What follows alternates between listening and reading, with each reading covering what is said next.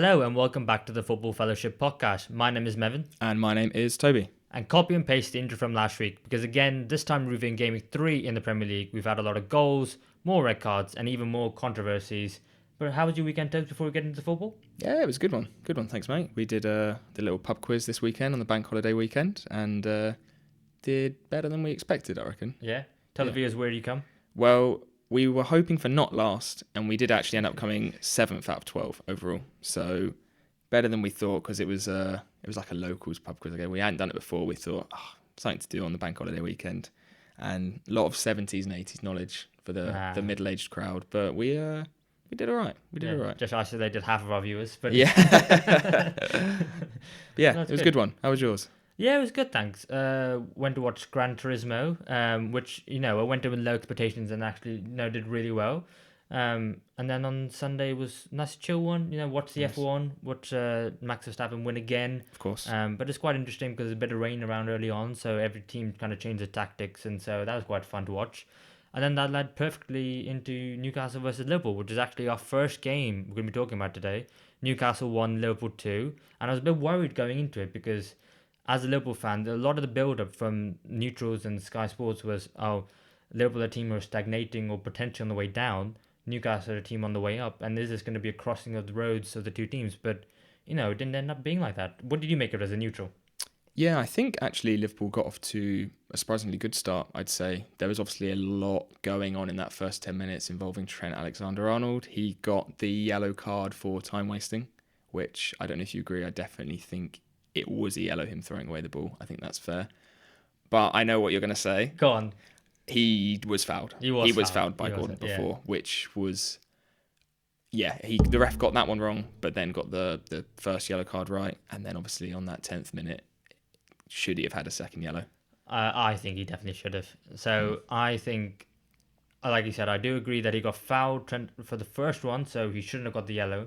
But I thought the ref kind of bottled it, actually. And that was hard to say, because at the time I did have my heart in my mouth. I was like, oh my God, he's going to be sent off. We're going to be down to 10 men so early on. They're going to win. They're going to thrash us. But when he didn't give him the yellow card, I just thought to myself, he's bottled it. Yeah. And you know what? It's one where Liverpool got away with. Newcastle fans, you must be absolutely furious with that. Because if that was later on in the game, he's getting a yellow. No matter, I think the contact was soft, but 100% a yellow card. And he should have been off.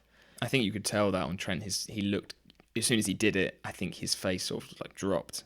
But I think, to be honest, probably him not getting that second yellow is maybe what picked Liverpool up a bit. So I thought those first sort of 20 minutes, you looked the most likely to score out of the two. We did, but I'll tell you what, credit to Newcastle's midfield because they were so intense and they were pressing us so well. And the fact that Liverpool's midfield couldn't hold the ball in the first 20 to 25 minutes because I think Joe Linton as well, he's so technically good, but he's also physically strong and imposing, so it's so hard to win the ball off him. And this coming from a player who, when he first joined, was like a laughing stock in the league. To see the players now, he is incredible to watch and honestly such a threat for opposing teams. But I thought, Newcastle weren't doing too much, but like without having shock-rating actions, but still did have a menacing threat. And I think maybe after 20 minutes, like the nerves calmed down, but until the first goal. Yeah, which was obviously from a mistake from Trent himself, which was interesting to see. If he would have got sent off, they wouldn't have scored that first goal. It just Gordon came through. It was a good finish in the end. He had another good game. He's been really impressive so far, I think, this season. Maybe had a bit of an inconsistent spell towards the end of his time at Everton, but he seems to have really started the season strong, and he's got that left wing position now to himself. He 3 shots in the game, 3 out of 5 dribbles, 92% pass completion, 5 out of 10 duels. Really solid all-round performance and looked dangerous again. Yeah, and I think especially for someone who came in with such a high price tag, for a very little goal and assist return, I think Everton fans were actually keen to see the back of him, especially because he'd been trying to force out a move in the summer before the January he left in Newcastle, or trying to go to Chelsea. And after having the Euros he had with England for the under-21s, I just think, he's looking like a phenomenal player. And, the criticism of Newcastle has been the wide players. So the fact he's been getting a goal now and, he's really attacking threat against Trent Alexander-Arnold, who's booked, can't do anything, can't afford to get himself sent off. But the player who did get themselves sent off, was Virgil van Dijk. Yeah, it was that challenge on Isak on the edge of the box. What, as a Liverpool fan, did you have your red tinted glasses on? Thought it wasn't a foul, or Well, let me just put on my neutral hat here. All right. You're probably wondering why I had the hat down that there. hat's been sitting there for the last 10 minutes, and he hasn't told me what it's for. Yes. So I'm glad it was nice and early in the episode. Yes, I've so been very excited. this is my neutral hat. And at the time I was suing, but I have to say, it was a red card. Not obviously for a bad foul, but for being the last man, Van Dijk should have been sent off. And if it was another team, and if the decision was another team for Liverpool, then I'd be like, send him off, absolutely. But I had to say, it was a red card, and I was quite disappointed because I think Gary Neville said on commentary a few years ago that Virgil van Dijk lets Isak take the ball and just stands there in front of him and just goes, go on, take a shot, and he just blocks it. Yeah. Or he lets the player take the shot, and Alisson's got his angles covered because Alisson is a world-class goalkeeper, which he showed in this game later on. But I thought it was poor, especially from your new captain, to show a lack of maturity and experience, which I thought is really surprising. And the fact that Liverpool are now down to 10 men for the second game week in a row, and this time so early on, I thought for sure Newcastle were going to win the game. Yeah, and it was almost from then, it was all Newcastle until those last 10 minutes. It was XG of 2 for Newcastle compared to Liverpool's under 1 throughout the whole game. 23 shots for Newcastle compared to Liverpool's 9 as well. They really dominated that sort of middle, I don't know how much was that, middle 50 minutes of the game. Had a lot of chances which they probably should have put away, and I think if they did, it would have been a no contest by that sort of 70, 80th minute mark. Almiron had a couple. I can't remember exactly who else had one, but they did have a lot of shots. Yeah, I think Almiron had 2, didn't he? He had one where he hit the post, and then one where Gordon went inside, Joe Linton went wide, and they pulled it all the way back to Almiron on the back post, and he just leant back but skied it. There was a couple of players who had a couple more. I think like Isak had one as well. Yeah.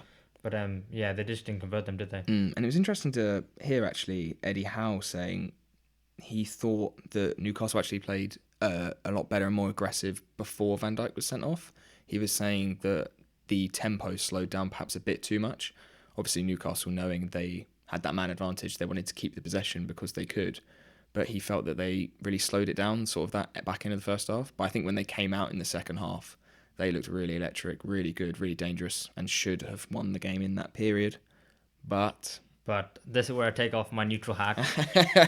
And out comes the biased Liverpool fan, because I do think that, like you said, Newcastle should have gone for the kill. Liverpool were struggling and they had the upper hand, and they absolutely should have gone and got that second goal, probably even third and fourth, with the chances that they could have created if they went for it a bit more. But I think it was actually a masterclass from Liverpool in the way of how to play with 10 men. And I think actually maybe, playing last week against Bournemouth with 10 men was kind of like okay, we've done this already, just got to do the same again this time. Because actually they went out 10 men and scored again last week. And I thought it was a mixture of good substitutions from Jurgen Klopp, because bringing off Luis Diaz, bringing on Joe Gomez, you bring on a defender. Joe Gomez actually had a really good game when he came on, which was encouraging because he's got a lot of criticism from Liverpool fans especially. I thought taking off Endo in the second half was actually a very good decision, because as the more recognised defensive midfielder, taking him off is a bit questionable when you're down to 10 men, but actually he wasn't getting into the game. And moving Dominic Szoboszlai, who has looked incredible, and Liverpool fans are raving about him. I absolutely love him. Bringing him from on the right into the middle alongside McAllister, and then bringing on Jota to go left, Harvey Elliott to go right, and Salah down the middle. And then eventually bringing on Darwin Núñez. I thought with every substitution, Liverpool got better. And unfortunately, I think with Newcastle, every substitution got worse under Eddie Howe. I think bringing off Anthony Gordon seemed... Maybe it was pre-planned because Harvey Barnes is such a good player. But I think the smart move would have been to bring off Almiron, actually. Because I think, although while looking threatening, he didn't actually do much with the ball. Obviously, he hit the post, but didn't do much else apart from that. And I think also taking off Alexander Isak, for Callum Wilson... I think the play might have been to go with both of them up top, but this was still when they were 1-0 up. So I think Newcastle kind of, slept on the morals a little bit and, let Liverpool get back into the game as much as Liverpool got back into the game themselves. And then, of course, that man, Darwin. The double. It was, like you said, when they had those changes, it was, when you were attacking, it was like you almost set up it was like a 4-1-4. When you got that ball and started to transition, it was just...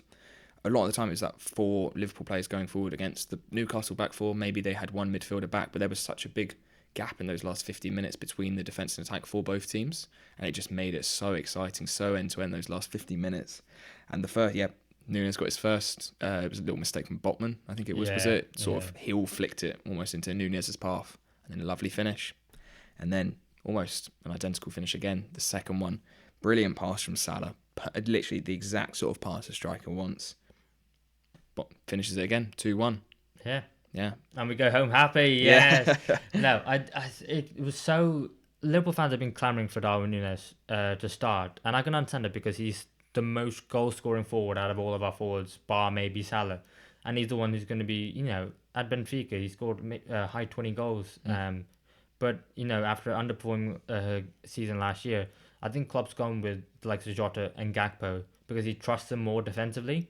It'd be interesting to see what happens in our next game because obviously everyone's going to be clamouring for Nunes to start and what's going to happen because there's going to be an Aston Villa side at home who are in really good form and are you going to trust Nunes to with the defensive work that Gakpo and Jota do because they're not always electric in front of goal but they do a job for the team.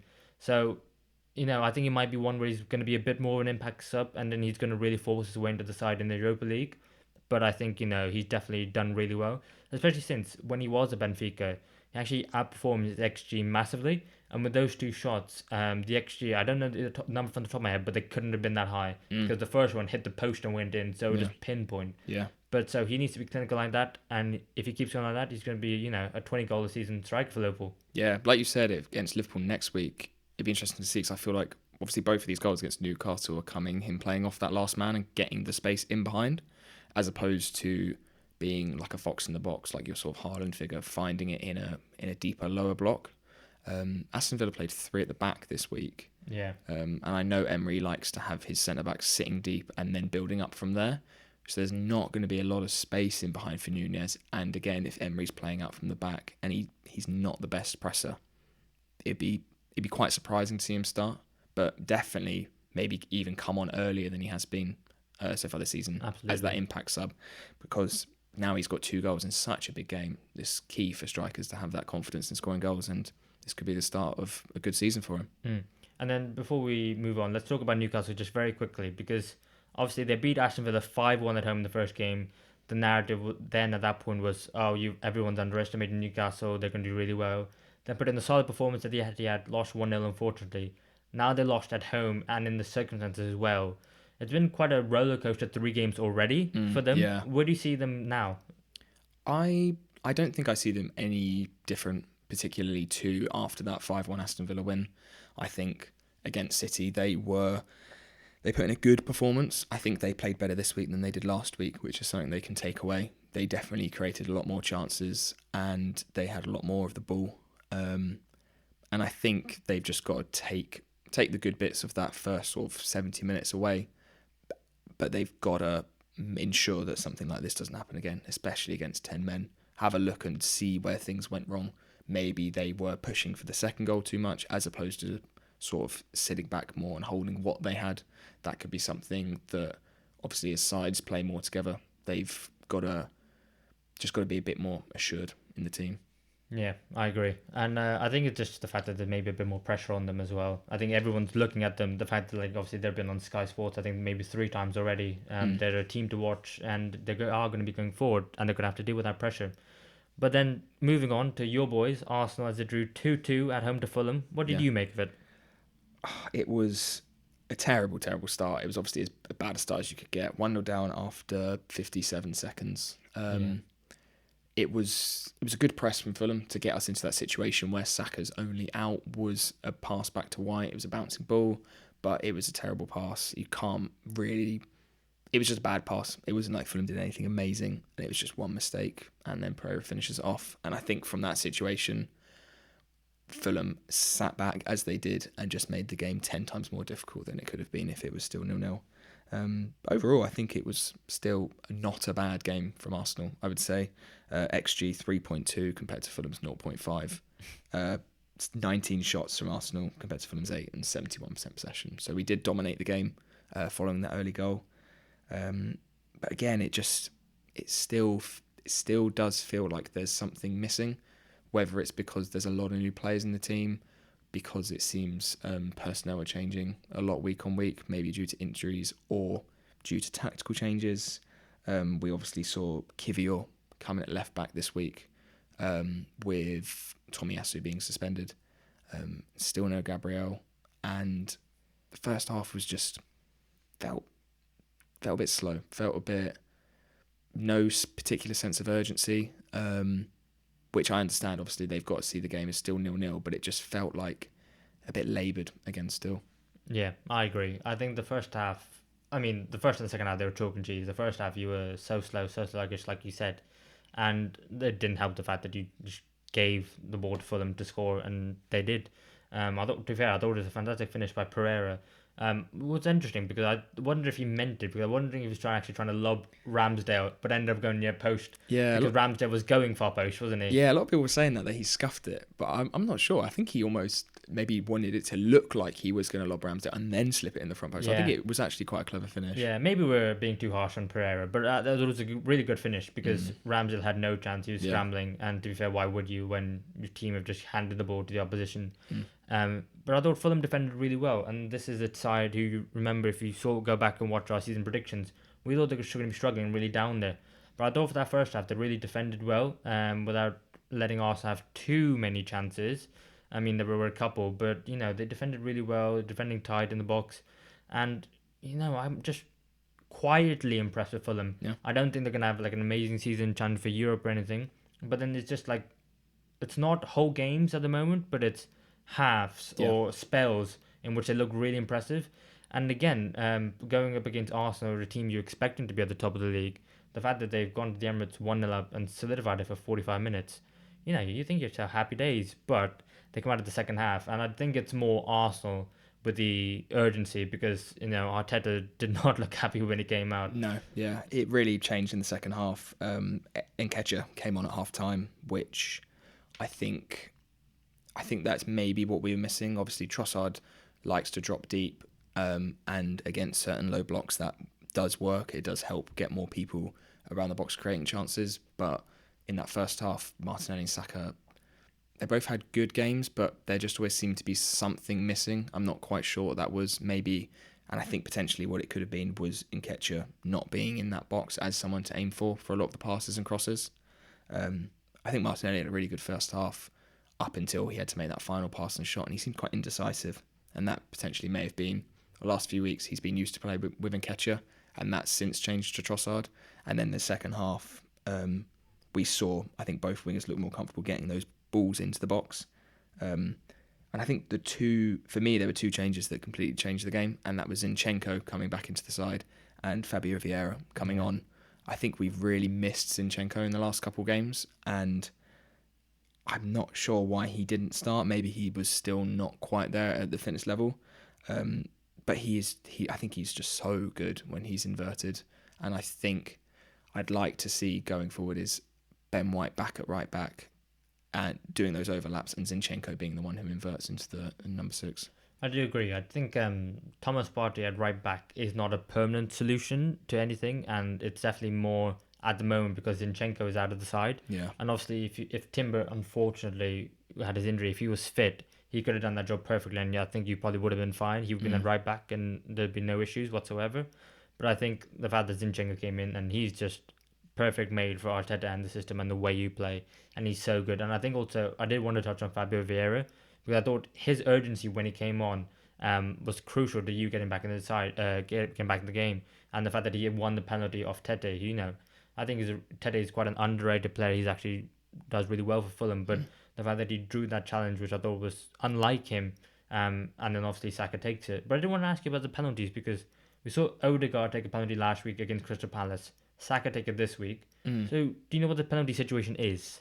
I don't know anything more than that. Yeah, they've taken one each this season, whether that's, again, like a tactical thing, maybe to try and put opposition goalies off. They don't know who's going to be taking it. They have to do homework for double, which I think is quite a clever solution, actually, potentially.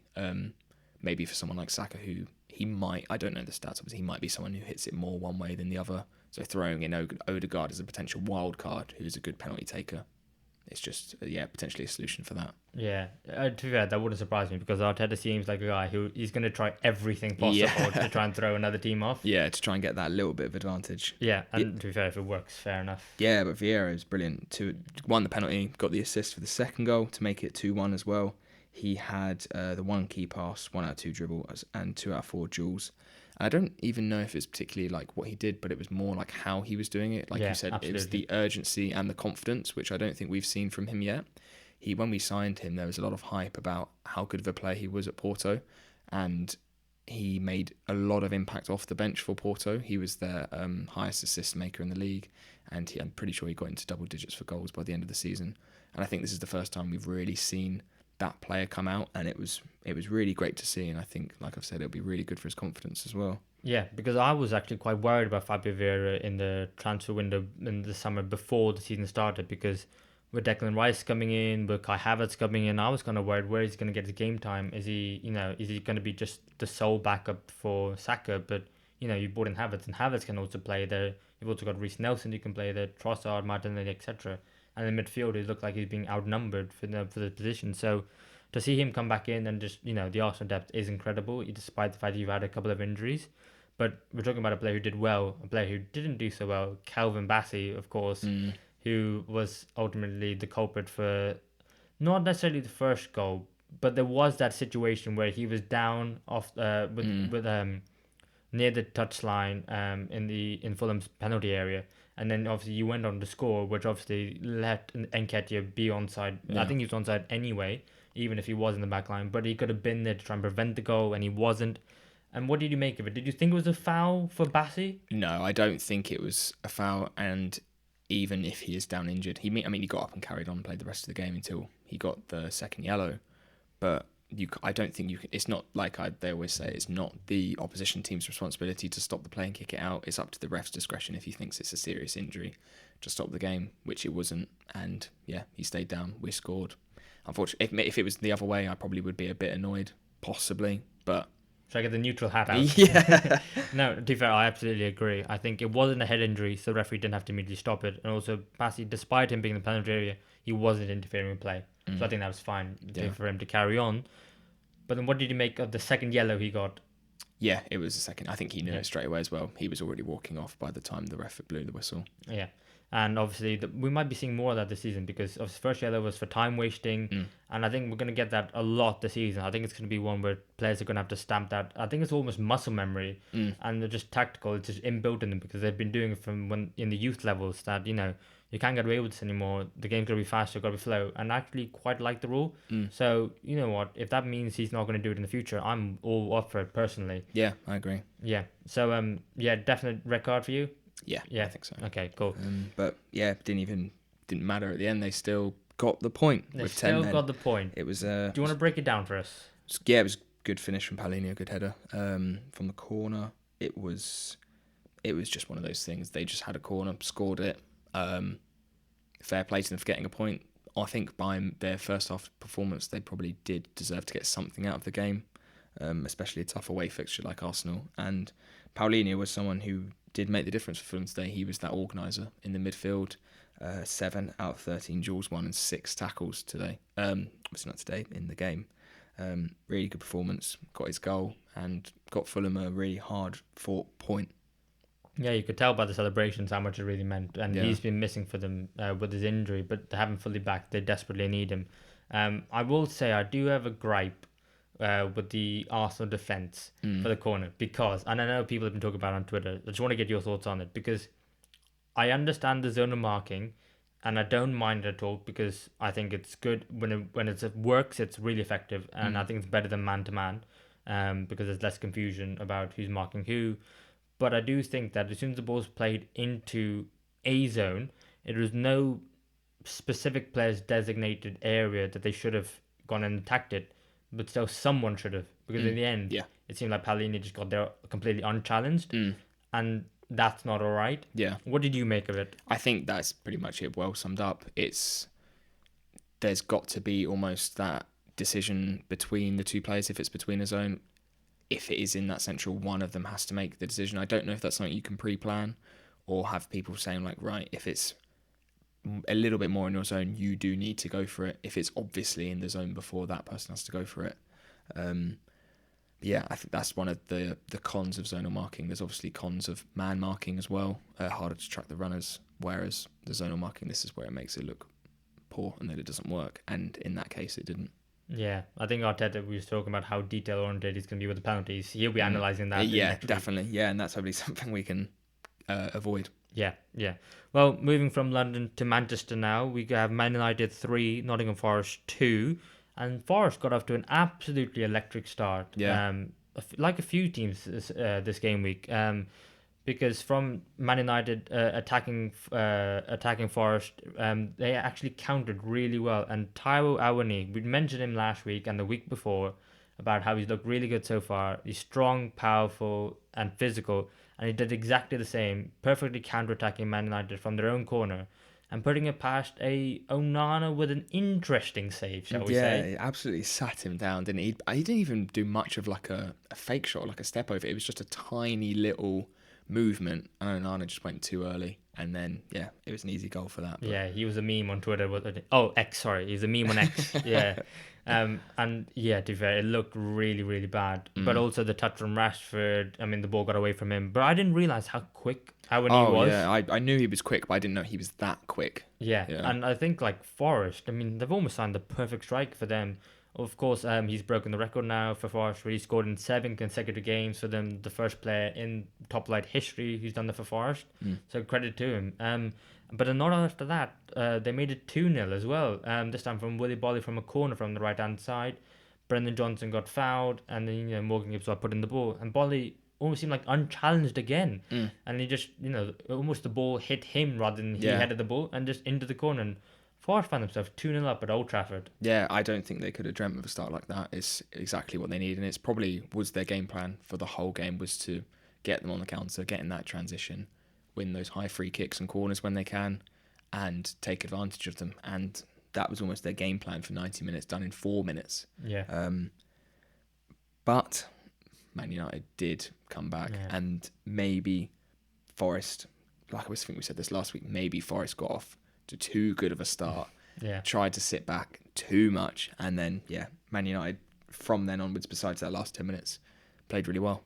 Yeah, I thought so. I think for the first goal, Rashford just beat Aurier way too easily. We really credited Sergio Aurier last week for his deliveries into the box, for the goals, and how attacking he was and what a good outlet. But defensively, I think it was too easy for Rashford. It was just slow him down, and then the quick acceleration just to run past him to the byline. It was way too easy.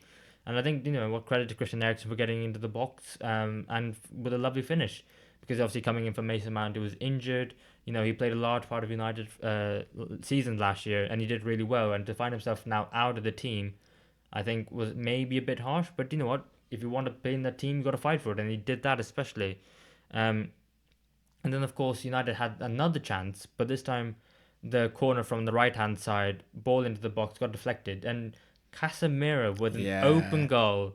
And I know the ball came to him quickly, and he wasn't probably expecting it, but I mean, you should be scoring that, shouldn't you? Yeah, I think he even expected it to go in. I don't know what happened, whether it was, I think it was he probably saw it late, like you said, and just took his eye off it for that split second, and that's all it needed to just, because in the end it wasn't even close. He just didn't get much of a connection on it at all. No, nothing really. And he's coming for a lot of criticism, Casemiro, before that game and still after the game as well. What have you made of him? Because people are saying he looks slow, doesn't look match fit. Yeah, I don't know if he's playing a slightly different role this year, but he seems to be a lot further, not further up, but obviously when United are attacking, he is pushing that bit further, and I don't know if he's getting less defensive actions or he is being complacent defensively. We saw in the Wolves game, I think that was one of the worst performances we've seen from Casemiro in the last few seasons, really. He just got absolutely ran through. I don't think particularly I would say he had a bad game against Forest at all. I think it was a pretty average, decent performance. It was a game where he didn't really have the chance, I don't think, to do much defensive work. It was when you're 2-0 down, I know your number 6 is that person you want to be covering for the transitions, but I think in a game like that, where Forest are playing a low 5-back block, he became the player to sort of step up and control the ball, as opposed to someone to control the defence. And I think he did that really well. I think he had a good performance, and it was a good playmaking, attacking performance from Casemiro as opposed to maybe a defensive performance that we might expect from him. Yeah, and I think you got to expect that really when you're playing, like you said, a team defensively, 2-0 up, and they're just going to defend like they did. I think he did it right. I think some of the criticism has maybe been a bit harsh, but I Yeah. do think he set the bar so high that a little drop of his level and people are going to be on him straight away. I think that's exactly what it is. I think it's like if Haaland didn't score for 3 games in a row, and you think, oh, he hasn't played very well the last few games. But that's, again, like you said, when those elite World Club players set the bar so high for themselves, they're expected to perform incredibly every week. Yeah, and then Forrest held on for the whole of the first half, got into half time, but then Casemiro did finally get that goal, didn't he? Yeah. Obviously, a free kick, which was interesting, I thought, because initially it looked like they squandered the chance when Bruno passed the ball to Rashford, and you're kind of waiting for him to do something. And then, obviously, then he plays the ball back to Bruno, and I think the defending was really poor. I mean, the man in the wall to just, switch off and play every Man United attacker onside and to let Bruno Fernandes run on the back of you as well, I thought it was really bad. And then he just had a simple header back to it, and then Casemiro finally does get his goal, even though the ball was a very awkward height, but he did well. And then at 2-2, you did think to yourself they're going to go and win the game. Yeah, especially once they got that, and they were just like, they get the feeling that they're going to come back as well. That's one of the most important things. And they got their third goal through a penalty. It was Rashford who won it, who I thought was, for me, the best player on the pitch that day.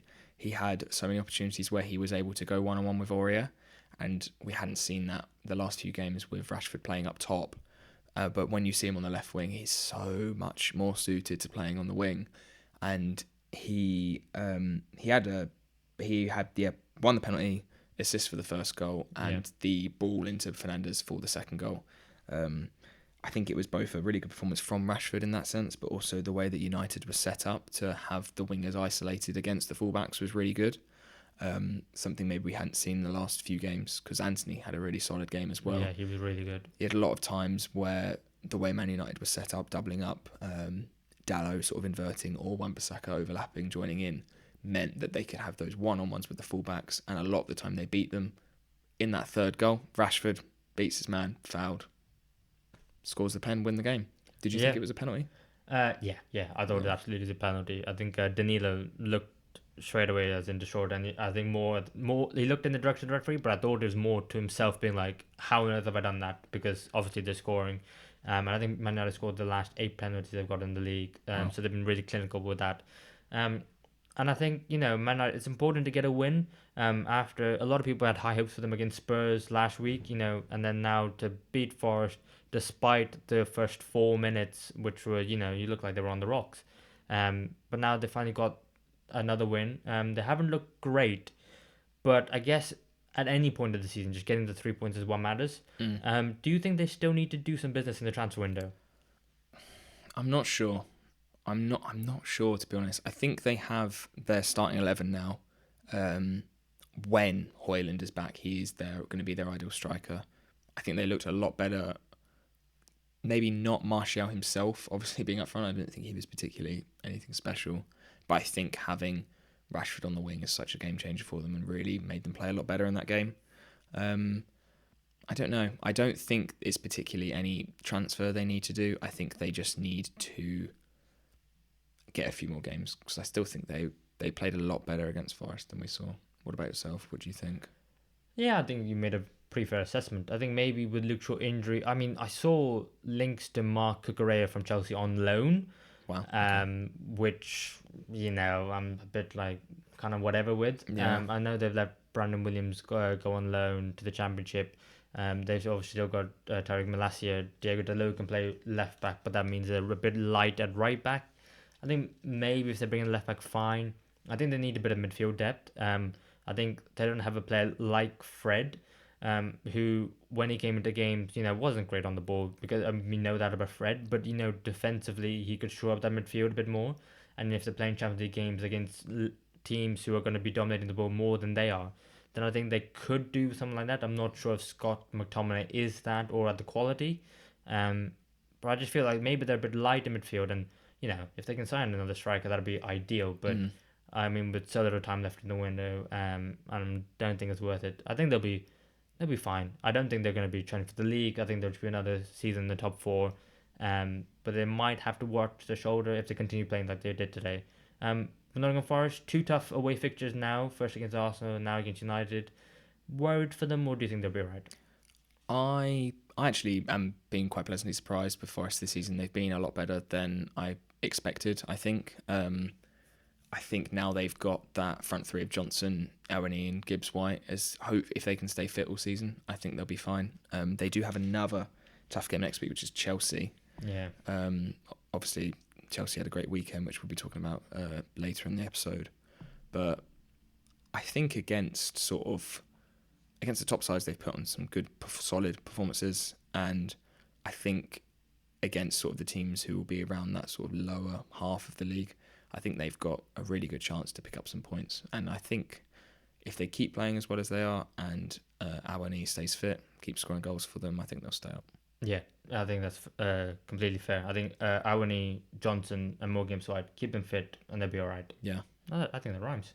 There you go. Yeah. But anyway, Brighton 1, West Ham 3 is our next game. And a bit of a shock result. Yeah, I was really surprised at this one. The last 2 games, Brighton have absolutely bossed it. The only thing you could have said with Brighton is that they didn't take their chances. Sometimes they had, even though obviously they won and scored 4 goals in both games, they still had a few chances they were missing. This was a really surprising one for me. And looking back at the stats, it wasn't even like it was a West Ham smash and grab. They had the better quality chances, the XG of 3.2 compared to Brighton's 1.4. Brighton dominated the ball the whole game. They had almost 80% possession, but they just didn't create enough high quality chances. Yeah, it was a really interesting game to watch because it was 2 completely different styles, like you said. Like Brighton were really good on the ball up until the final third in terms of taking their chances, and West Ham were just defensively really solid and resolute. And it's, for a league in which there's a lot of top quality managers and a lot of them are trying to play attacking progressive football, it's still weird sometimes to see a team like West Ham, but you still can't take anything away from them because they have a game plan, but they execute it so well. And I don't know. To be fair, I don't know why most of us are surprised, but we are. Yeah. Whenever West Ham put in the performance like this, and I think it's credit to David Moyes because that midfield is resolute and strong, and I think to be fair, Mikel Antonio, we were saying it last week, but again, just bullies defenses. He bullied Webster for the first one, making him to cause a mistake to not pass the ball back with enough power. And then James Ward-Prowse does get a bit of luck, but does get his first goal for West Ham. I was a bit surprised that no one else came in for him. But I think, he's such a high-quality player, James Ward-Prowse, that, I think West Ham actually suited him perfectly to a T. And he gets his first goal. And, do you know what? I'm not surprised. Yeah, I think West Ham have gone... I think maybe they've gone really far into, like, the end of we don't care how much of the ball we have. We just want to make good quality chances when we are given the opportunity. I think I saw that really early in the game when they had a long throw from Kufal. And Zuma was in the box, and it was so early in the game, and you think that's such a risk to send from a throw. But I think that's where they've clearly got a plan, especially in this game against Brighton. They know Brighton are going to dominate the ball, get the chances when they can, on the counter, on your set-piece situations, and that's where they really hurt Brighton. We saw on Bowen's goal as well. What a finish. Yeah, transitioned so well. And it was quite poor from Brighton, I think, in that goal. Ben Rama had time to essentially stop on the ball and cross it. But it was absolutely... Don't want to take anything away from the goal because it's a beautiful ball from Ben Rama. Such a good touch and such a good finish as well. Yeah, I mean, for a player we credited a lot, Estepinian, but he lost Bowen and then he's struggling to make him back. And I think he even pushed him before Bowen had the shot, but he still managed to find a finish, which I thought was top quality. And I think he's another player, a bit like Antonio in the West Ham side, we just underrate. He's such a good player, has so many goals and assists in the season. I think last year was a bit of a down period, but, he got the goal for them in the Conference League final. And, for a player who can do that, we doubt him, but he still delivers every week. And then, of course, Antonio, obviously getting his goal eventually, thoroughly well deserved. And it's one where it was another powerful strike like we saw against Chelsea. He feints to go pass the ball out wide to the player on the left, but then he absolutely does dunk, and then he goes back on his right foot, the stronger foot, and then pass for Verbruggen in the far post. And you just think to yourself, 3-0 up at the Amex for a team who have never beaten Brighton in the top league history. Which is a really surprising stat. And I think roughly 13 encounters, I think it was. David Moyes came out in his post-match interview and said we struggle against Brighton. But I thought it was a fantastic performance from them. For a side of didn't have much possession at all, just smash and grab. But do you know what? If you get 3 points, who cares? And now they're up to 7 points after 3 games, which is really impressive. Because where they were last season, they've come. They've done really well so far. Yeah, they really have, and they've got Luton away next week, which will be an interesting game to see. It'll be interesting to see. Obviously, they might be the team who is going to have more of the ball to see if they can still perform as well as they have. And I think if they can, have both aspects of that game. One where they are going to be sitting and getting those transitions and set piece goals, or also one where they are hopefully going to be building, which is where I think Paqueta will be their sort of key player. Ward-Prowse probably more in those transitional games, and Paqueta the one to step up when they are playing a more defensive side. But going forward for Brighton, I think there's a lot they can take away and try and learn from in this game. I think the two central, they were almost playing like a 4-4-2 this game. It felt like Ferguson and Welbeck were sort of changing who was dropping into that, I suppose, that number 10 throughout the game. But I think that partnership of Gilmour and Gross does not provide any cover for sort of West Ham transitions. There was a lot of times such a massive gap in that midfield, and with Milner potentially being sometimes when he's inverting and Estupinian going on, they looked really open for a lot of the West Ham goals. I know obviously sometimes they were pushing because they were 1-0 down, but it just felt like there was no sort of stopgap to stop them doing that again. A Moises Caicedo-shaped hole, you could say. Yeah, potentially. Yeah.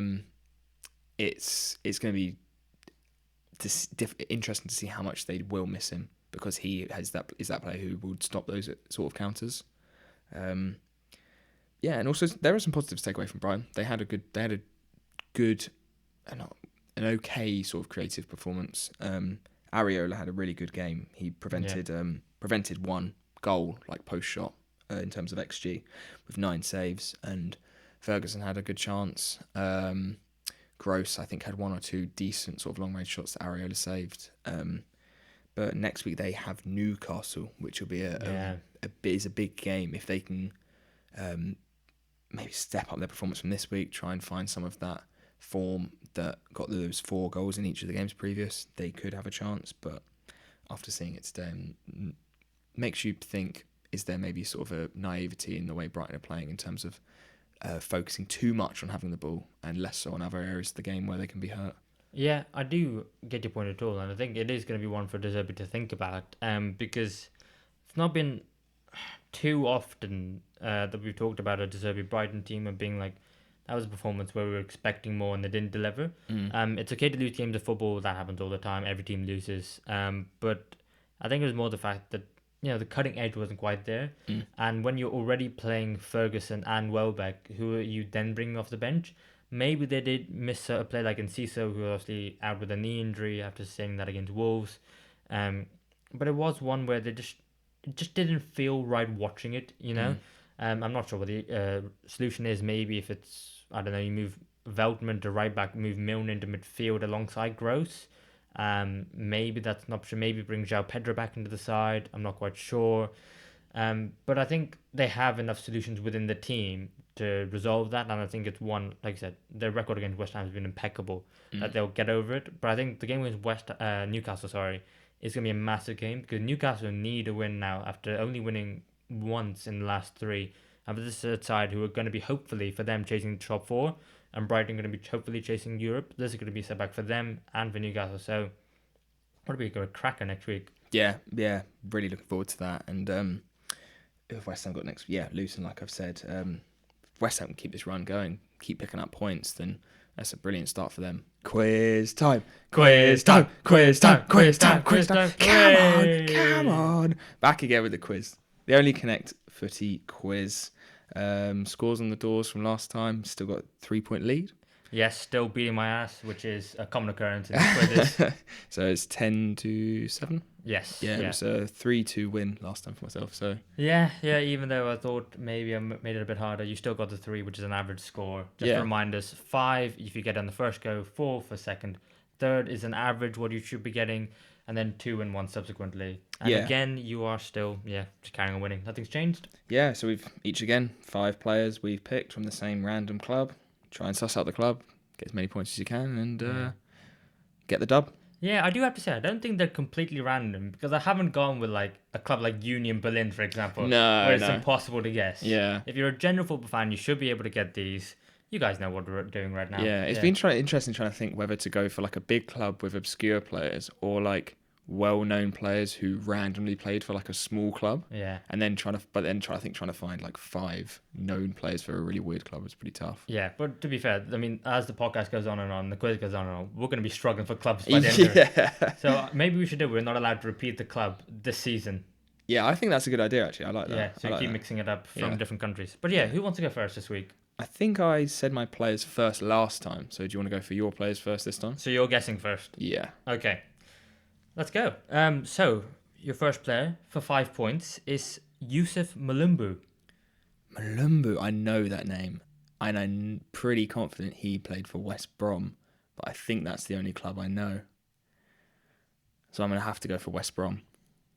He did play for West Brom, but it is incorrect. Damn. You were right with your logic. The second player for 4 points, Juninho. Juninho. Okay, I'm pretty sure he played for Borough. Juninho. Did he play for like Lyon as well? I'm going to go for Borough. Again, he did play for Borough, but it's incorrect. Yeah, too obvious. Need too to obvious find the guesses. link. Yeah. Well, no, I think those are the 2 players you'd associate them with the most. But true. yeah. Your third player for 3 points, Timu Puki. Well, it can't be Norwich. It's surely not. Who? I have no idea who Norwich would have signed him from. I have a feeling it's going to be like a Championship or a Prem side, I think, but I don't actually know who. Oh, actually, did Pookie play a bit in Newcastle or something weird like that? I'm going to go for Newcastle as a punt. It's incorrect. Damn. Maybe I have made this a bit hard. Okay. No, this is good. I like it. For 2 points, your fourth player is Freddie Ljungberg. Okay. I should know his career. And I think the only other team I know he played for is, I'm pretty sure he played for Villa. Obviously Arsenal. And I think, so I've still got Juninho potentially playing for Lyon. Could he play for like a Swedish club? That'd be Malmö's, I think, or Grasshoppers, I think, is a club as well. It's between Malmö and Lyon. Let's go Malmö. It's incorrect. No. Oh my god. Okay, now I maybe made this a bit too hard. No, I don't think. Oh, maybe I just. I thought maybe you know the entire career path of Ljungberg. I probably should. Yeah, I probably should. So for 1 point, your final player is Ian Wright. Oh, I know what it is now. Who is it? Pookie? I don't think I knew play for this club. Junini, I didn't, and Malumbu, I don't think I did. But I'm pretty sure it would be Palace. Is that your guess? I think that's the only other big club I know. Oh no, but did he play for QPR as well? Yeah, right. I don't think Ljungberg. I'm pretty sure. Did Ljungberg play for Palace?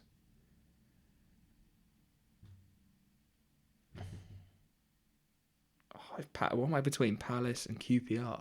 I don't think Ian Wright played for QPR.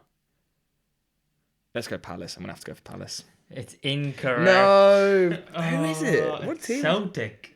Oh, that's poor from me. It's Celtic. That is poor from me. I didn't know that Ian Wright played for Celtic. He did, yeah. Damn. I really thought because it's Ljungberg and Ian Wright, you're an Arsenal fan, you would have known the career path. Damn. I also thought Timu Puki, before he came to England, Celtic was the club he was at before Norwich. Damn. No, I didn't know that. That was just the gap in my knowledge. I think that was the only other team I knew Wright played for was Palace, and then I thought, maybe Ljungberg played. It's when you were like English and you didn't go Scottish, and I was like, oh no, yeah, he's not even thinking of it. My Scottish league knowledge is bad. I think that's a deserved 0 points because that is poor from me. Oh dear, I'm sorry. No. Okay. You gotta push the test sometimes, otherwise it can be too easy. So. Mm-hmm. No point. That's okay. Well, I'll probably fumble the bag anyway. Okay. Well, this is your chance to get a couple points and catch up. So, My time. First player is Louis Saha. Louis Saha. Okay, the former striker. The teams I know he played for are Everton, Tottenham, and Man United in the Prem. Did he play for anyone else in the Prem? I'm not sure. Obviously French international. I'm not sure if he actually was international, but just French player. I'm not going to go Man United because I would know if it's Man United. If you said any other players, I feel like my Everton knowledge is pretty good, so I'm going to go Fulham. It's not Fulham. Okay, that's fine. Player number 2 for 4 points. Sol Campbell. Oh God, I don't know. Right, obviously Arsenal and Tottenham, but where else? Oh my God, Louis Saha, Sol Campbell. Okay, so I'm now thinking not in England because I feel like if it was in England, it'd be too obvious. Or maybe I'm just missing a team. Maybe I'm doing what you did. Oh dear. Sol Campbell's English. Did he go abroad at any point? No. Oh no. Right. Tottenham. It's not Tottenham. Yeah. Third player, 3 points. The par score. Tim Krul. Right. Okay. Tim Krul. Norwich. Newcastle. Oh, where was he? Where was he before? Was he in Germany or was he in the Eredivisie? That was Louis Saha. Oh no, this is bad. Oh, am I Scottish? I don't know. Oh God, this is bad. Right, this might be a nil point for both of us. Tim Krul. Norwich, Newcastle. He's now at Luton. Luton? It's not Luton. No, it's not Luton. It just came to mind. I thought I'd chuck it out there. Second player for 2 points. Joey Barton. Okay, the team's Marseille. It's not Marseille. Oh my God! Oh no! It's a QPR. No. Oh no! Okay, it's You're, Marseille. you're definitely going to get it on Okay. this one. But I feel like you could have got a 3-pointer here again. Oh, no. It's the fifth player for a point. Hatton Ben Arfa.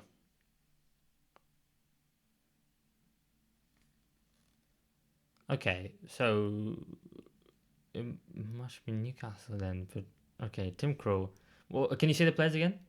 Louis Saha. Yeah. Sol Campbell. Yeah. Tim Krul. Yeah. Joey Barton. Yeah. Hatton Ben Arfa. I'm gonna have to say Newcastle. It is Newcastle Oh for a point. God. Tim Krul, you said it. It was the first team you said. Did you think it was too obvious that it was going to be Newcastle and the third player, or? Well, it just shows I didn't know where Sol Campbell and who was the first one again? Louis Saha. Louis Saha. I didn't know where they played. I was just like, what? No? Louis Saha was loaned there. I think in like the late 90s. With your loans. And then Sol Campbell joined after Arsenal. He went to Newcastle. I don't think he played many games. I didn't know that. So that's a point. So it was a 1-0. It's a pretty poor performance from both of us, I'd say. It's not great. I think we're just exposing ourselves. Yeah. If you're listening, why on earth are you listening?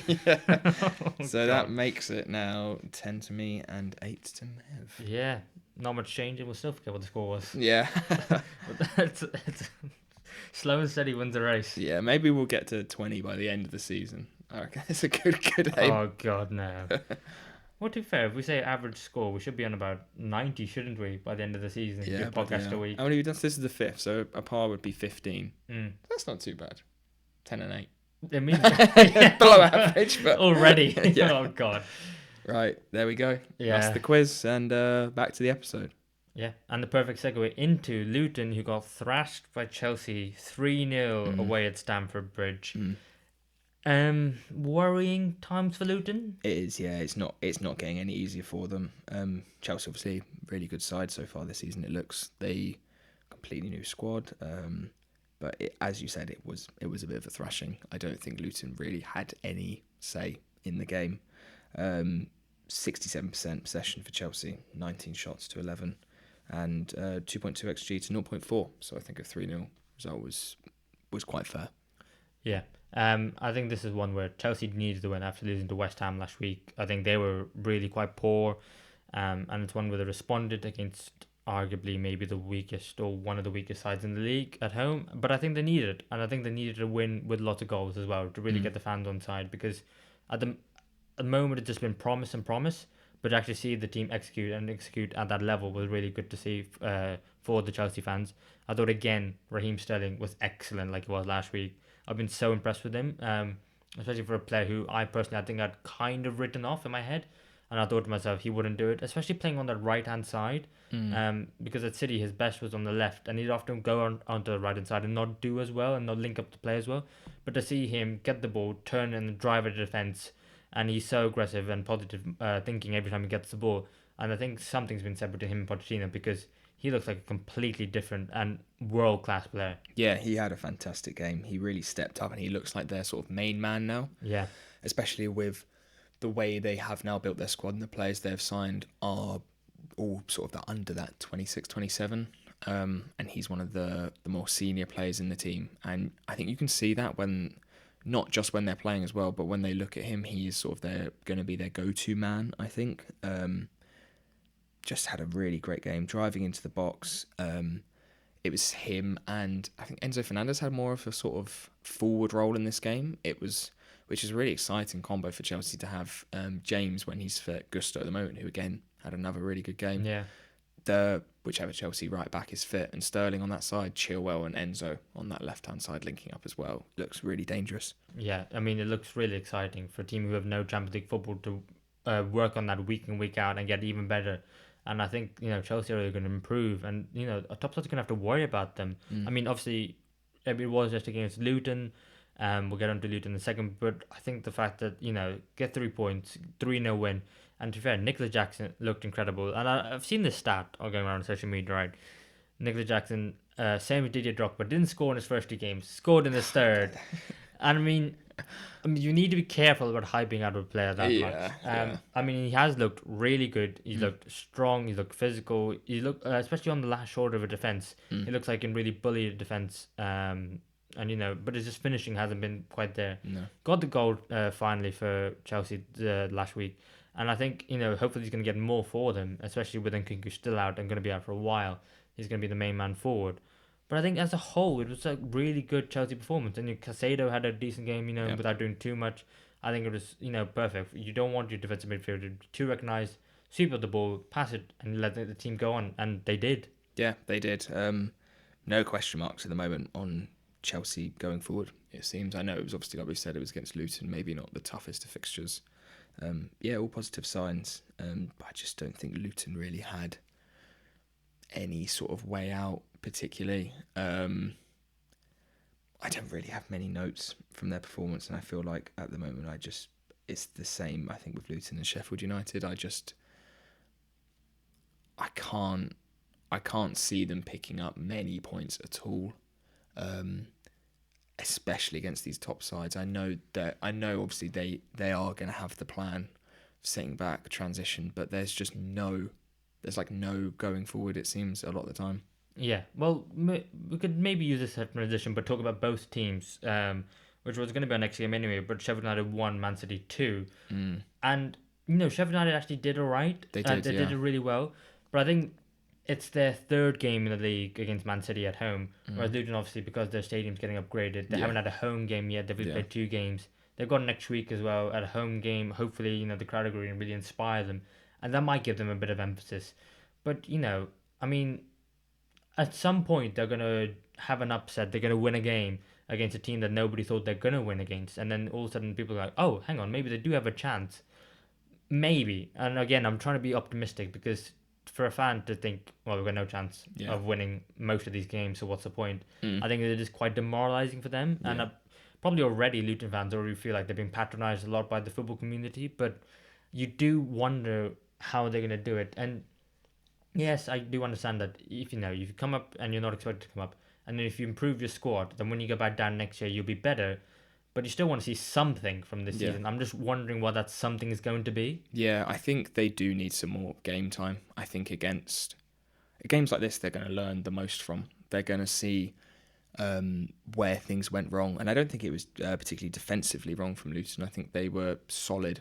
But it's just, I think they still need to identify those ways to get out when they can, finding those sort of weak spots of the teams they're coming against and trying to target them, which I think it will come with time. It's just, I think in the near future, I still think it's going to be, people are going to look at that fixture and see, oh, that is one of the easier fixtures we can have. But yeah, hopefully sort of playing these, like you said, against City, Sheffield United had a decent defensive performance. Again, I think City probably definitely deserved to win, really dominated the game. But there was a little glimmer of something with Sheffield United, and those sort of little glimmers and little positives they can take each week, build up and start putting into other performances, then they will start to play better, look better, pick up more points. It's just at the moment it doesn't seem to be happening. Yeah, no, it doesn't. But like I said, they've got a home game next, and hopefully they'll give us something to look at. I think if you give Morris chances, then I think he will take some of them. He's got a hefty job to do up front. He's got to really outperform his XG and really carry that team. But stranger things have happened, and I think it's one where really we'd all like to see Luton do something. We'd like to see, definitely give us something to be excited about and be like, you know what, maybe they could do it. And if they do, then I think we'd all be like, fair play. Yeah, definitely. But yeah, on to Sheffield United, who did lose to Man City in the end, but were really encouraging. Yeah. Who defended really well against Man City, and I think it was a bit of both. I think Man City did have a bit of an off day as well. I think Haaland missed a penalty, obviously, at 0-0, and you did think to yourself that, as the game went on, half-time was 0-0. Do you know what? Because there's normally a newly promoted team who come up, and they beat a top 6 side at home when the crowd's on top, and it felt like that could have been this game. Yeah, it was an interesting one. Obviously, Haaland missed that penalty, which I think would have probably put the game to bed almost there. That's what City would have wanted to get an early goal, go 1-0 up as soon as possible, and then just keep the ball for the rest of the game, which they did. They did have an XG of 3.6 for the whole game, City, so they had a lot of shots. They had 30 in the end compared to Sheffield United's 6. I think the way Sheffield United were set up, it was really interesting. It's again, I've mentioned it a few times now. It seems to mention it every week actually, about Sheffield United narrow wing backs.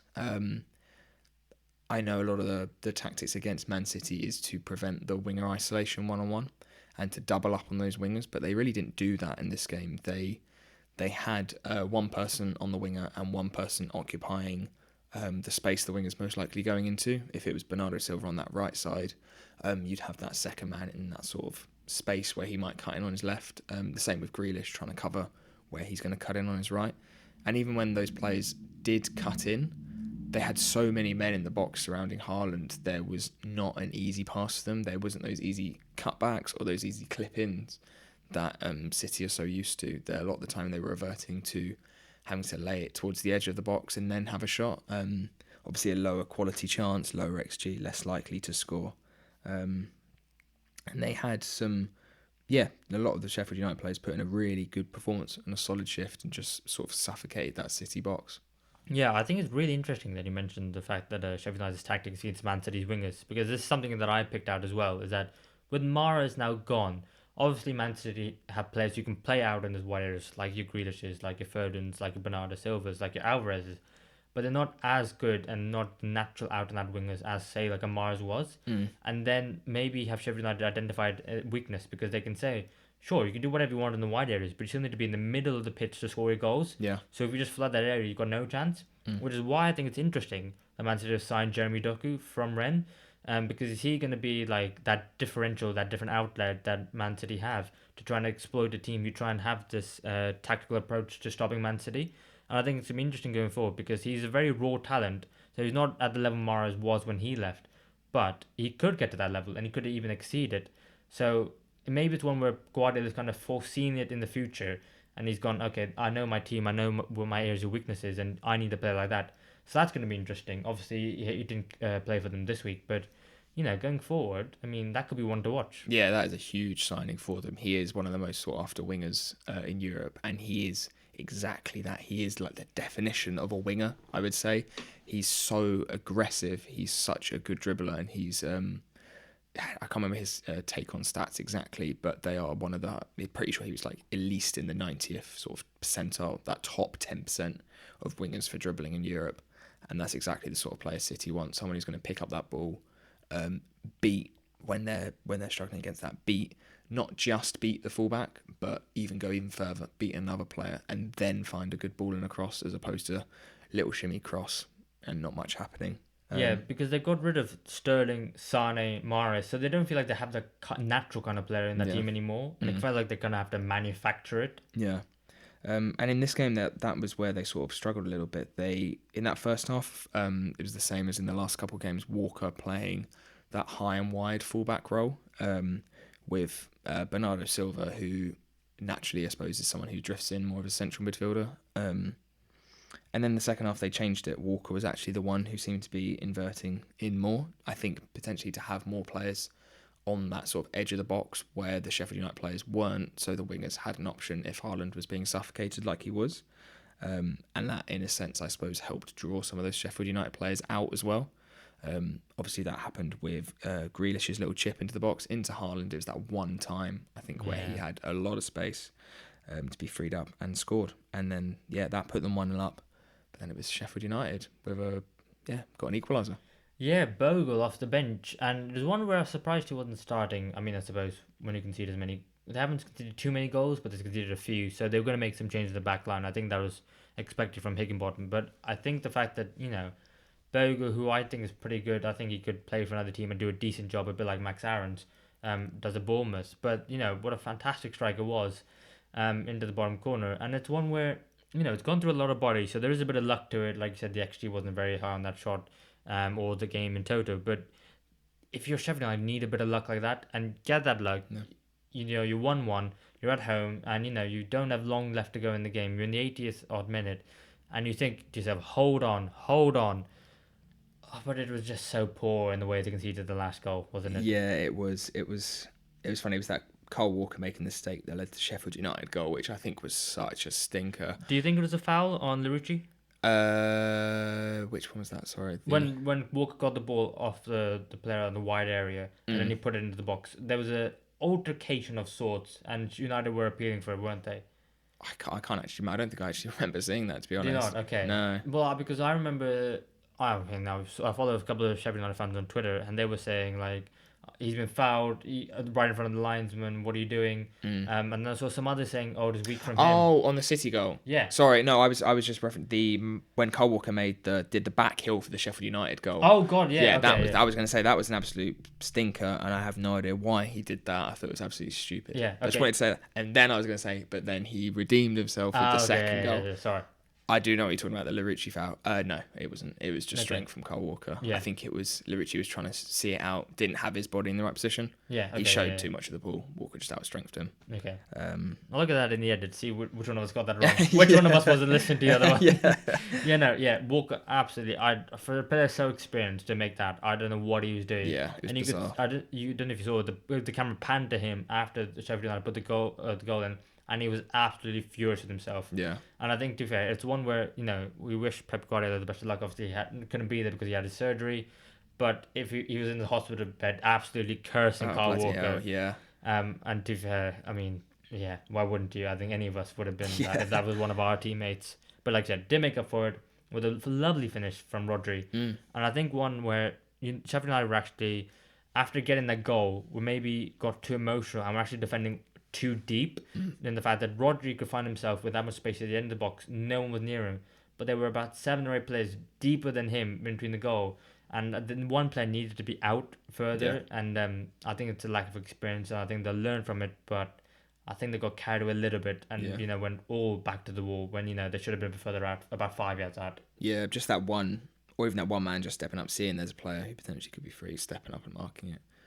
Rodri seems to be popping up with a lot of goals this season. I saw there was sort of a statement from him in an interview, I can't remember exactly when it was, but him saying that Kovacic being that completely different player to someone like Gundogan. Gundogan's that player who's going to be making those driving late runs into the box, whereas Kovacic is going to be someone sitting to maintain and sort of recycle that ball when necessary. And he said he's now Rodri playing with Kovacic, it's given Rodri a lot more freedom to sort of go into the box. So I think potentially seeing more goals, more sort of assists, and Rodri being higher up on the pitch is something to just keep an eye on this season. Yeah, and that's really interesting because it's another different element of Man City's game which we haven't seen before, especially since Rodri. He's come in clutch a couple of times with those late runs in the box, and we know he can do that. Mm. Champions League final scores the winner, doesn't he? Yeah. And with that, and the fact that he's also got that height and physicality, which is something that Gundogan and Kovacic don't necessarily have, or Bernardo Silva, Foden, whoever it is. So there could be different types of goals being scored as well, and that just adds another layer to layers upon layers of Man City of how they're going to break teams down. And I think the only team in the league so far with 9 points, won all three of their games. It's going to be hard to stop them, isn't it? It is, yeah. Same old City, top of the league. Yeah, I'm sure they'll lose at some point. Maybe it'll be Spurs, who have done really well so far this season. Bournemouth 0, Spurs 2. What did you think? Yeah, it was another good performance from Spurs. They seem to have a good setup. They all know their role really well. And again, it was Sarr had another really good game. I thought he got the assist for the first Maddison goal, which started again with another player who had a really good game last week, Yves Bissouma. Both of them seem to have, I think, now cemented their position playing as that double pivot together. Lovely finish from Maddison. It was all round good game from Spurs, actually. I think everyone had a really solid game. There were some nice link-ups that we saw, which was really fun to see. I think Pedro Porro and Kulusevski are a really nice combo together. Porro being a super sort of wide, proper like wing-back, obviously playing in a fullback system.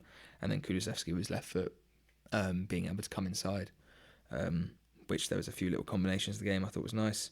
I think Spurs had a really good, well-rounded performance, I would say. Yeah, I agree. And the Spurs side is actually really quite likable. Just from Ange Postecoglou and the way he speaks, he's so straightforward and blunt sometimes, but it's so nice and refreshing to hear. Yeah. But in a positive way, as opposed to Mourinho or Conte, which always has a hidden meaning. I think the Spurs side is very young. They've got some really talented players.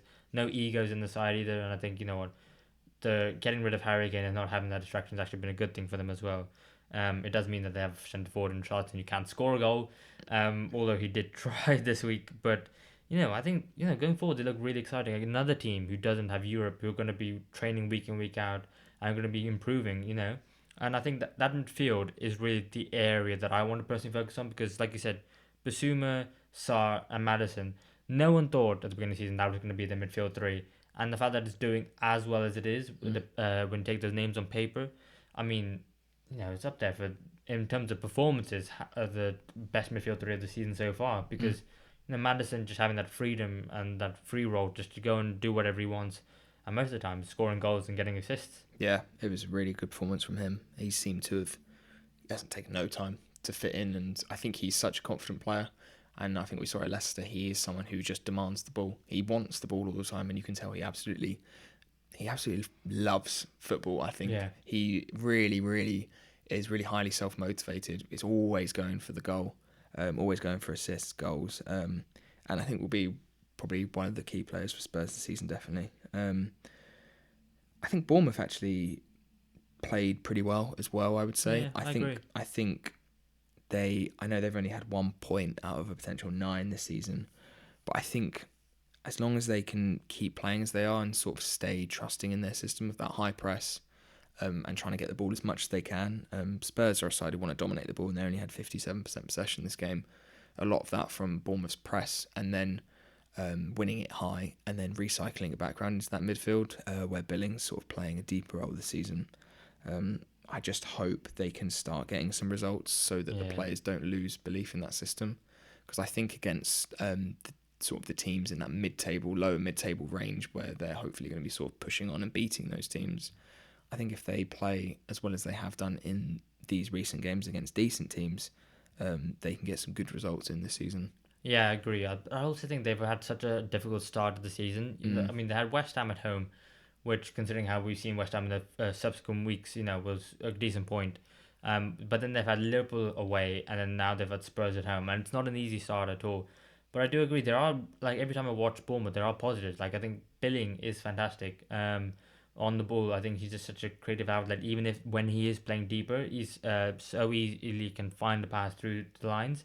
And I also think the Semenyo, who's really impressed me in the beginning part of the season, where he's looked like such an attacking threat when he gets the ball. He kind of looks a bit like Mikel Antonio when he gets the ball. And it's one where obviously Antonio started wide and kind of became a centre forward later on. But then Semenyo kind of has that same kind of physique and style in the way he plays. Yeah. I mean, West Ham, if you're looking for a striker, sign Semenyo. But I think I'm really impressed by him as well. And I just think the general style of play the Bournemouth playing, I just think it's one where there's a lot of hype around Bournemouth going into the preseason. I think Kluivert, when he did play today on the weekend, he was okay. He wasn't great. But I think for his first start, he's obviously going to be a bit like that. But then going forward, I think he'll acclimatise. But I think it is one where Areola is under a little bit of pressure now. Because sacking Gary O'Neill was potentially risky. Because he did keep him up and so well. But to now sack him for this for a new manager, and you would have started off well, and they're gonna get a point. Oh, sorry, get their first win because they get a point against West Ham. But then you get the first win soon. Otherwise, people are gonna be looking for their first manager sacking soon, and it's gonna come from somewhere. Yeah, I think, like you've said, because they set Gary Neal, who's such a fan favourite, especially for keeping them up. It's just putting him under sort of that further microscope. He really does have to not just perform well like they have, but to get the points. Just quickly before we move on to the next game, do you think Perisic should have had a red card? I don't think so. I think a yellow was fine. Because I just thought, like, no, I just didn't think he meant it. I think it was like he was trying to go for a shove on the shoulder and it kind of got in the player's face. Did you? I'm not sure. When I first sort of saw the replay of it, I was like, hang on a sec. He's like really pushed him completely off the ball, almost in the face. And I was thinking, I've definitely seen them given. But I think because it was looked at by VAR and like kept as yellow, I don't think it was. Do you think if the referees hadn't seen it, that because the on-field referee gave it as a yellow card, if the referee hadn't given it a yellow card and gone, okay, that's just a foul, but then actually VAR's gone, I think you might need to see that. And look at it for a first time without a card, potentially. I've definitely seen him given, and I don't think there would be many complaints because it was a bit of a stupid thing to do. Yeah, no, I agree. I think, God, I don't know. I don't want to say orange because that's, I don't know. Classic cliche. Don't want to sit on the fence. But yeah, I think a yellow was just about fine. But then, I think Spurs just tell, it's fine, just take it. Yeah, I think Bournemouth fans will probably be aggrieved by it. Yeah, I don't think it would have made too much impact on the game, potentially. No, okay. Just what it is. Yeah, so moving on to Burnley 1, Aston Villa 3, and another impressive win for Aston Villa. Yeah, really great performance from Villa, especially playing in a sort of completely different system as they did to last week. They had a brilliant game against Everton last week, and now they've changed to this three-back, Digne and Cash being high-flying fullbacks, which we definitely saw from Matty Cash. Yeah. Back to brace. Anyone with him in your FPL team, absolutely huge dub. One of my mates in our leagues did have him. He did. Yeah, but, it's a good thing he's rubbish anyway. Yeah, I think he's still bottom of the league, so... That's fine. But yeah, no, it was really impressive because we talked about Lugadin last week against Everton and the fact that he was the one providing the crosses into the box and being really attacking. But Matty Cash, not the crosses, but actually the goal returns. Yeah. I think the 1-2s with Diaby was really impressive. The fact that he could just glide past the Burnley defence, I think it was a bit too easy. But one similar to Luton, where this is only the second time we've seen Burnley because they're meant to play each other, obviously, and that didn't happen. So I don't want to be too harsh on Burnley yet because the sample size is a bit smaller, and again, it's still so early on. I know we're repeating it, but I was expecting a bit more. I did think that while they were pressing high, they were too easy to get through. Yeah. I think it's going to be one where they're going to have to change something at some point. Not necessarily become a low block defensive side, but one where they time their press a bit better. Because I think they just go for the press when they naturally felt like it, like they did in the Championship. But they need to have like a bit more, the pressing triggers need to be a bit more obvious before they go and a bit more clear cut. Yeah, I think especially against Villa, once they obviously playing against an Emery side, they like to build it up from the back. And I think it was maybe in the midfield once they'd beaten that first line of presses where Burnley looked really open, with McGinn sort of dropping in to almost make a midfield three at times. against Burnley's 4-4-2, where they were only having two midfielders, is where the game I really think was won for Villa, and it was won quite quickly. The way that Villa started, I think they were anticipating the Burnley press, knew if they could beat that first line and then start to break with Cash, McGinn then pushing on Diaby and Watkins all going forward. Once you're 4-on-4 with a defence, it was over at that point. And I think the main man in that attack again for me was Diaby. Yeah. He's had such a brilliant season in the Bundesliga last year, 17 goals and assists in 33 games. And he has just picked up where he left off. I think it's taken him no time at all to become that sort of main attacking outlet for Villa.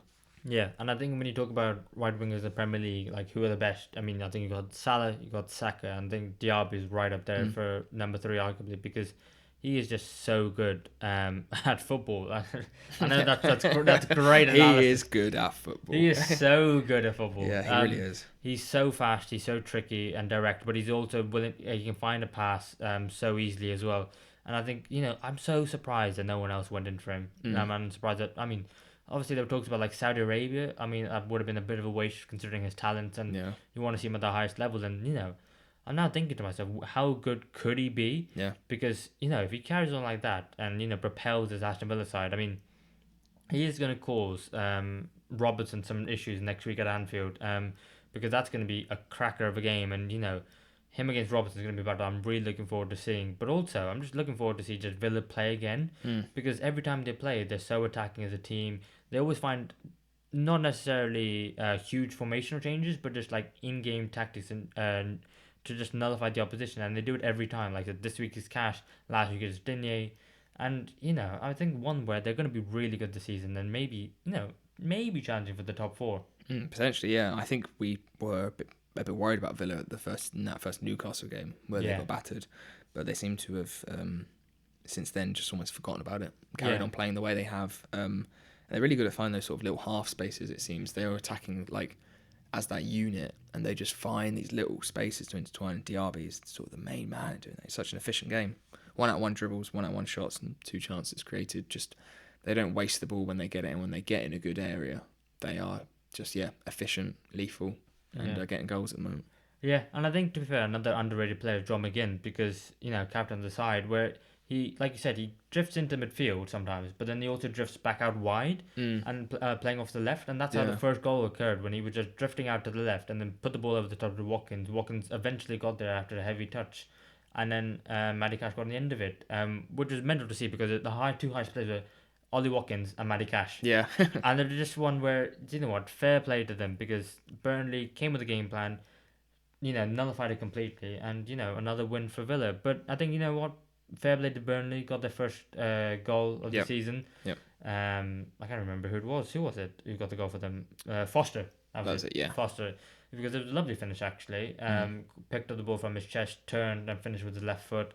That was a good goal. Nothing Olsen could do about it. But they'll find their feet, I think, Burnley. Yeah. I think, like you've said, we've touched on their sort of their press, which maybe was not the most effective against Villa, but it's something that they have in their arsenal to win the ball back up high and make chances from that. And they get the ball well at times. I thought they I think they had almost 60% possession, which for a newly promoted side is almost unheard of.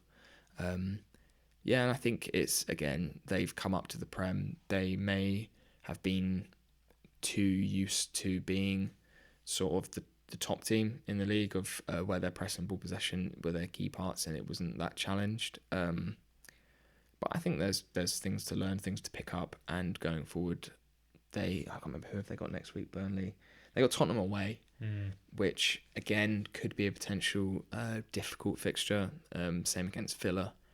Maybe they'll learn from sort of this game and not go too far out. Maybe sit back a little bit more to avoid being punished like they were against Villa. But yeah, well, to be fair, the way the season's going, you can easily see them going up to White Hart Lane and just beating Spurs. Possibly, yeah. Yeah, I mean, the season's been crazy so far, and you know what? I don't even think that'd be the most surprising result of the weekend if it were to occur. Yeah. Yeah, but moving on to two teams which seemed like it was going to be a relegation 6-pointer going into the game. Everton 0, Wolves 1. But it actually was quite an exciting game. I thought both teams had good chances either side. I mean, obviously they weren't converting them, and we've been talking about it so far. I mean, the fact that they both need a striker, and they weren't converting their chances. But both goalkeepers had great games, but then it was Wolves who found the winner in the end. It was, yeah. I've actually quite enjoyed watching Everton this season. I wouldn't say they've surprised me because last season they did have spells where they played really well, but they are really creating a lot of chances, I think, and they've got a good setup and game plan, and it is just at the moment a case of finishing those chances. They've had an XG of 5 so far this season. Even Deitch has touched on it. He said he was really happy with the performance against Wolves despite losing 1-0. And they just haven't scored yet, 3 games in, and no goals. Sarr did have a good game. He prevented 1.5 goals post-shot, but they just can't seem to be getting that ball in the net. I don't know whether it's luck or if it is poor finishing. It seems to be almost a combination of a lot of different things that is stopping them from getting the ball in the net this season. Yeah, and Everton fans do seem to be in absolute turmoil, because I think if you look at the season so far in its very short form, I mean, the fact that they have Fulham at home, Wolves at home, and they've lost both games 1-0. They're two teams who are going to be in and around where Everton are, we predict, this season. So the fact that they've lost both of them is potentially worrying, especially when you on the back of the previous 2 seasons. And the fact that they still haven't signed a striker yet, although they're apparently signing better from Udinese, which I think would be a good signing for them. I just think, they are creating chances at home, and away from home they're trying to be solid, even though that didn't transpire against Villa. I think it's one where it will come eventually for Everton, but it's hard not to be pessimistic as an Everton fan when you look at the last 2 years and the start of the season so far. Yeah, it's a really difficult one. It must be very, very frustrating being an Everton fan, especially watching their midfield three, Decore, Onana and Idrissa Gueye. I thought all 3 of them were brilliant against Wolves, and they really, I think they were sent out with a task of preventing Mateus Cunha being that sort of main carrier for Wolves. I don't think he had much of an impact on the game at all, and confirmed by the stats, he had 0 dribbles, only won 2 out of 10 duels, and was actually dribbled past himself 3 times, whereas you compare that to the Everton midfield 3. As a total, those 3, they had 12 tackles, 3 interceptions, 4 out of 5 dribbles themselves when carrying, and they were only dribbled past twice throughout the whole game, all 3 of them combined. I think it was a really solid performance, but also they did pick up that ball and carry it forward when they needed to, which is where a lot of the Everton chances were created. But yeah, and not to take anything away from Wolves, they also had a decent game, and they took their chance, well, the big chance of the game, their goal, when they needed to. Yeah, I thought so. I thought, quietly impressed by Wolves. I mean, last week they got smashed by Brighton 4-1, and I think we expected Brighton to win, but maybe not by that much. And we did say, Wolves had a lot of chances in that game. Cunha was good, Silva was good, and again this week Silva had a couple of chances which, if he was a bit more clinical, he takes them. Wolves end up winning the game a bit more comfortably than they did. But to be fair, it was another striker, Kaladzic, who, to be fair, it's really nice to see, because he was out injured all the last season. He came on and I think got injured straight away. And he had a good time in the Bundesliga, scoring about a dozen goals 2 seasons ago now. But then he finally got the little flick on from Pedro Neto's cross, which was kind of a hopeful cross, considering Kaladzic was the only one in the box. Yeah. But you could say, it was well aimed.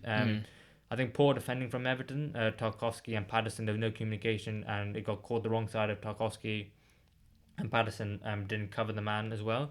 And I think it's one for Everton where, I think Patterson hasn't had a great start of the season.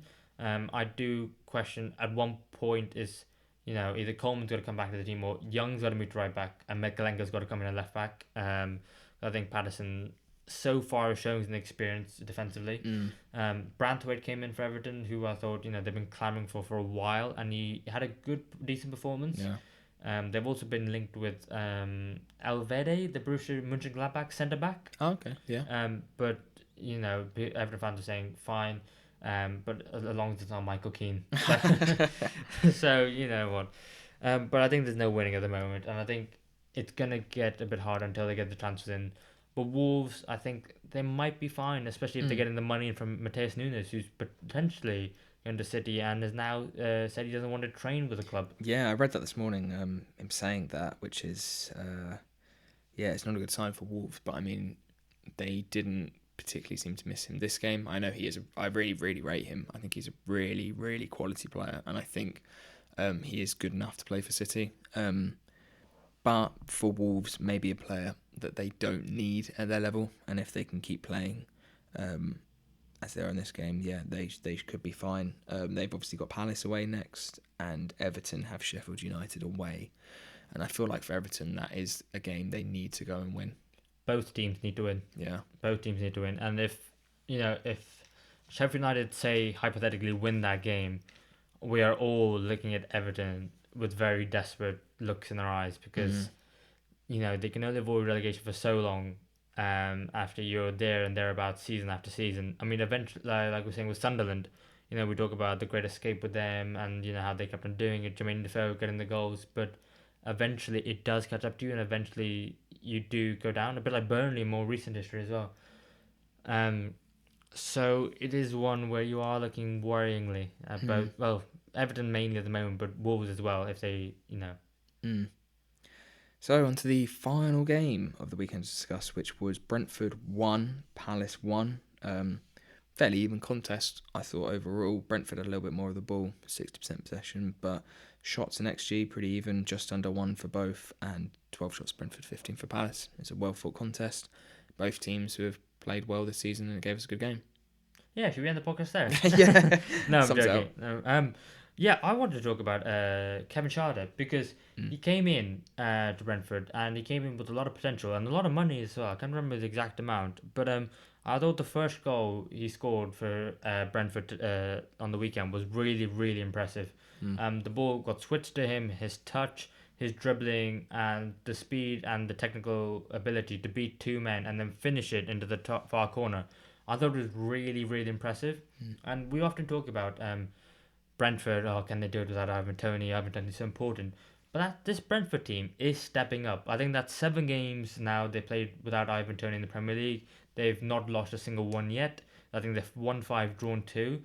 And, you constantly got other players. And normally it's Wissa and Mbemo. This time it's Kevin Schade. But they constantly got players stepping up. Yeah, there was... It hasn't felt like he has been missed. They've just felt like, obviously not the same team, quite differently set up, but a team that's performing just as well as you would expect them to. They've got 5 points out of 9 so far, 1 win and 2 draws, which I think is a good start, and I think they would have been happy. I would assume they would be happy with that. It was maybe they sort of fell off a bit towards the end of the game, whether that was from Brentford's side or is because Palace really started putting on the pressure. But I thought that last sort of half an hour, Palace were the much better side, and they got their equaliser. And that's put Palace in a position where they got 4 points out of the last 9, 1 win, 1 draw.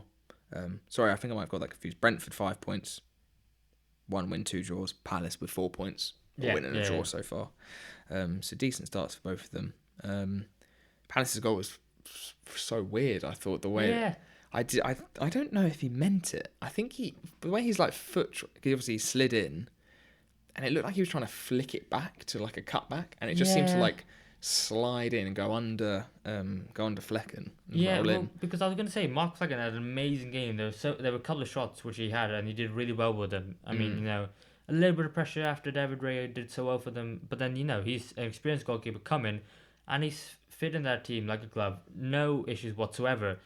But then this one just, I don't know, it caught him out a little bit. Yeah. And I think even maybe Anderson was a bit surprised by it. Yeah, it was so strange. It just sort of happened, and then everyone was sort of looking around like, what just happened? Yeah, I think more like how rather than like, how did that happen? Yeah. More than the fact that it did happen. Yeah. Because I think Flecken was a bit surprised, Anderson was a bit surprised.